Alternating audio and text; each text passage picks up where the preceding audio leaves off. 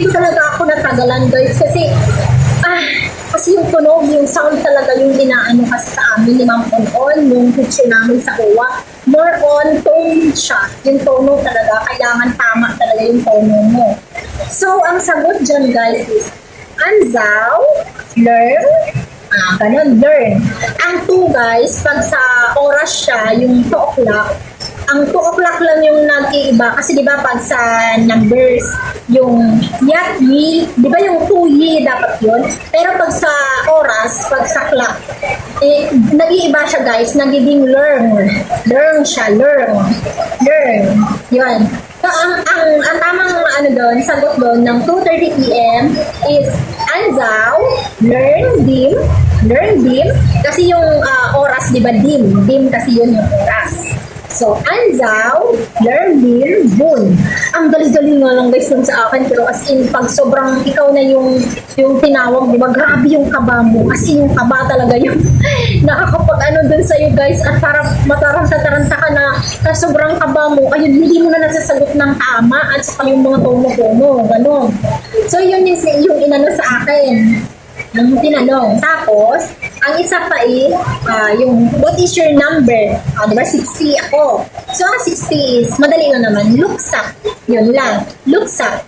Yun. Tapos, what is November? Yan dito guys, alam mo, lahat kami dito tinanong about sa November. Lahat yun, sinabi, anong November? Lahat kami, as in, 65 kami lahat guys na nag-OWA, iba't ibang agency yun. So, lahat yun, ang daming tagal-tagal bago makasagot ng tamang sagot guys. Kasi nga, tono talaga. Kasi, ganito yan yung November is sapyat yun. Yun, sapyat yun. Pag nagmali ka, ba, sapyat yun. Ganun kasi yung iba. Mali yan. Sapyat yun. Dapat yung magkarugtong yung sapyat yun. Yun. Dapat babagsak mo yung yun. Kasi yung iba, sapyat yun. Ganun yung iba. Tapos yung iba naman, sapyat yun. Ganun yung paano-ano, yung paiba-iba. Dapat magkarugtong yung sasabi mo, yung pagsasalita mo. Sapyat yun. Yan, ganun. Sapyat yun. Ganun. Pero sa akin, isang beses lang yun na na-correct ko na siya. Kasi pinag-aralan ko talaga yung sapyat yun. Kasi lahat, di ba? So yung number 60 pa ako. O 60 pa. Siyempre, mauuna yung number 1. Number 1 hanggang sa naging 60 na, di ba? O, nung ako ano ko na yung tono talaga kung paano bigkasin. Tinatandaan ko na. Kaya yun. Sapyat yun. So, di ba? O, isang tawag lang yun sa akin, correct na. O, tapos, ang sunod nun is, what is Friday? Yun yung sa week. What is Friday? Kasi mahirap yung bigkasin yung Friday kasi guys. Kasi, ganun kasi yung Friday. Yan. At saka dalawahan yun siya. Dalawa yung pwede mo siyang maging salitang ganun. Dalawang salita siya. Singkay, ganun. Singkay, yun yung Friday. Singkay, ganun. Tapos, meron pa yung isa na salita. Laybay, ganun. Laybay, at saka singkay, ganun. Kasi M yan, saka may 5 yan siya sa taas. Ibig sabihin yung 5 kasi may mga numbers kasi sa Cantonese guys.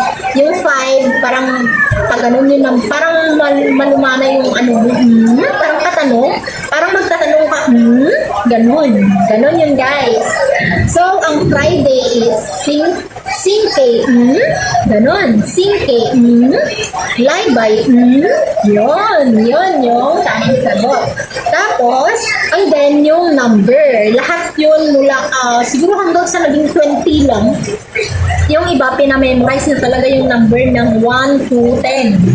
Pinamemorize niya yung number ng 1 to 10. Pero sa akin, hindi niya na yun sinabi. Hindi niya na ako pinamemorize ng number. Na yun pa naman yung pinag-aralan ko talaga.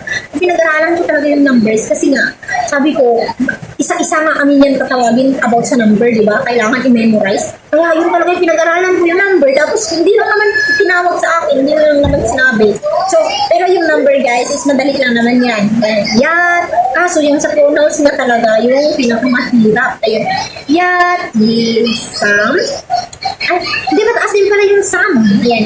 Yat, di, Sam, say, look, chat, but, daw, Sam. Yun, natin. Yat, di, Sam, say, look, sap, ay, chat, look, chat, but, daw, sa. Yun, 10. Ayun lang guys. At sana may natutunan kayo. Maraming salamat sa panunood. At syempre, huwag niyong kalimutang i-subscribe naman ako guys. Ayan, para at i-click niyo yung notification bell din sa baba para naman every time na may i-upload akong bagong video, manonotify kayo. Ayan, maraming salamat. God bless sa ating lahat.